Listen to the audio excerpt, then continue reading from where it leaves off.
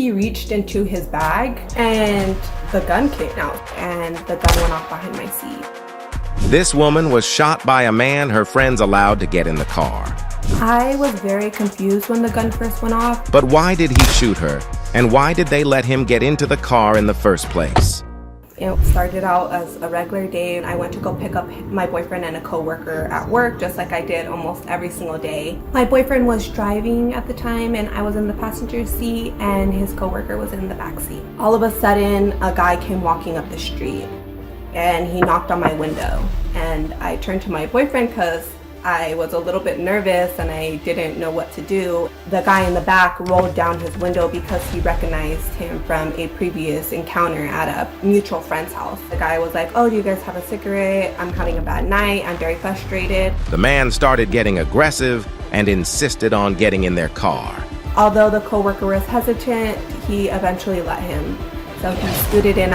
It was about a minute or two later, he reached into his bag and the gun came out and the gun went off behind my seat. I was very confused when the gun first went off. All the windows were rolled up, so it was extremely loud, so my eardrums were ringing. And I just remember screaming and looking over at my boyfriend. I looked just directly at him and he just knew something was wrong. I couldn't move my legs. I felt electricity rush throughout my body, like almost like I've been electrified. The guy who shot me was screaming. He wanted to be clear that we would not tell the cops who he was or what happened. He decided to take off running. Brianna's boyfriend quickly called 911. I was finally in the ambulance. It is a terrifying feeling. I was crying and I was begging them for medicine at that point. The bullet hit me inside of my T12. It did get stuck actually inside of my spine, but it didn't cause a complete paralysis. The bullet caused significant nerve damage and doctors said it was too risky to remove it. They said that if they went in and tried to attempt it, that there was a possibility that I could become a quadriplegic, which means that I wouldn't have function of my hands anymore. After being discharged, Brianna struggled to come to terms with how her life had changed. I became extremely depressed after my injury. I felt like I wasn't a person unless I was walking. I would be so angry. I didn't want to live. But now I look at it a little bit differently and I really feel like I'm comfortable inside of my wheelchair. Police arrested the shooter and he was sentenced to 8 years in prison.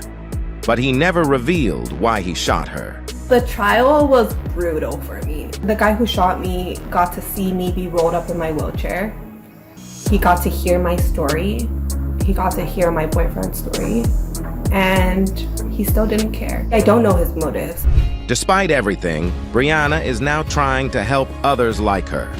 I do a podcast, it's called Live to Roll on YouTube, and that's where I highlight different people's stories and I really talk about my experiences and other girls' experiences. This injury happens to thousands every single year, and if I could be there to just roll by somebody's side or just post a podcast on my YouTube channel and help change something for them, it makes me so happy inside. I've come to realize that pain is part of my life now, unfortunately, and for a long time I did let it hold me back, but now I've kind of taken power back and reclaimed my life.